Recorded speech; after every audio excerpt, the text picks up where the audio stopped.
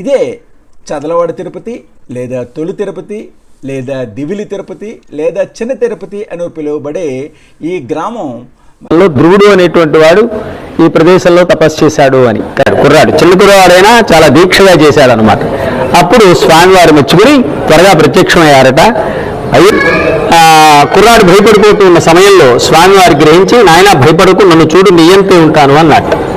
ఆ కారణం చేత ఇప్పటికి కూడా భక్తులందరికీ స్వామివారు ఎవరు భక్తుడు ఏ ఎత్తులో ఉంటే ఆ ఎత్తులో కనిపిస్తారు. అదొక నిర్దిష్టమైనటువంటి ప్రదేశం నుంచి. అది చాలా వైశిష్యము, విశేషత. 9000 సంవత్సరాల నాటి గుడి అని ఇది నేను చదివాను, విన్నాను. అంటే ఈ గుడి ఇప్పుడు ప్రస్తుతం ఉన్న గుడి కూడా 9000 సంవత్సరాల నాటిదా, లేకపోతే స్వామివారు 9000 సంవత్సరాల నాటి వారా? దేవాలయం యొక్క కథాంశానికి వచ్చినట్టయితే ద్రవకథా వృత్తాంతము కొంత భాగం ఇక్కడ జరిగింది అని మన విశ్వాసం. అది ఏమిటి అంటే, చెప్పండి. ఉత్తానపాదుడు అనేటువంటి రాజు ఉండేవాడట. అతనికి 2 భార్యలు, సునీతి, సురుచి అని. ఈ సునీతి యొక్క కుమారుడు ధ్రువుడు. సునీతి యొక్క కుమారుడు ధ్రువుడు. ఈ సురుచి 2వ భార్య ఏం చేస్తుందంటే, ఈ కుర్రవాడిని తండ్రికి చేరువనివ్వదు, అనేక రకాలైనటువంటి కష్టాలు పెడుతుంది. నా గర్భాందు నువ్వు జన్మించలేదు కనుక నీకు అర్హుడు కావు దేనికి అని కాస్త అతన్ని కించపరుస్తూ ఇబ్బంది పెడుతుంది. చిన్న మనసు బాగా నొచ్చుకుని ధ్రువుడు నొచ్చుకున్నాడు బాగా.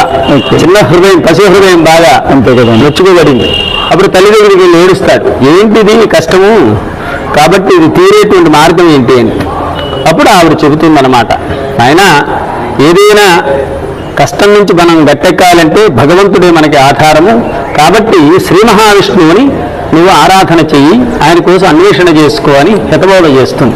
ఈ స్వామివారు ఇప్పుడు మీరు ఇందాక చెప్పారు తొలి తిరుపతి అని, ఇదంతా భక్తులు పిలుచుకునేటువంటి ఈ గ్రామం పేరు తిరుపతి. దీనిని అనేక విధాలుగా పిలుస్తారు. చదలవాడ తిరుపతి అని, తొలి తిరుపతి అని, దివిలి తిరుపతి అని, చిన్న తిరుపతి అని, ఎవరి యొక్క అభిప్రాయాన్ని బట్టి వారు ఈ గ్రామాన్ని పిలుచుకుంటూ ఉంటారు. ఇక ఈ ఆలయం ఉదయం 6 గంటల నుంచి మధ్యాహ్నం 12:30 వరకు, సాయంత్రం 4 గంటల నుంచి రాత్రి 7:30 వరకు ఉంటుంది. అదే శనివారం ఉదయం అయితే 4:30కి తెరిచి మధ్యాహ్నం 1:30 వరకు, సాయంత్రం 4 గంటల నుంచి రాత్రి 8:30 వరకు ఉంటుందన్నమాట. మరొక విశిష్టమైనటువంటి విశేషం ఉంది. అది స్వామివారి నాభి నుండి ఉద్భవించిన మహిమాన్వితమైన మరి బొటనబావి. ఈ బావి విశిష్టత ఏంటంటే, సంతానం లేని దంపతులు ఆలయం వద్ద నూతి నీటితో స్నానం చేసిన సంతాన ప్రాప్తి లభిస్తుంది.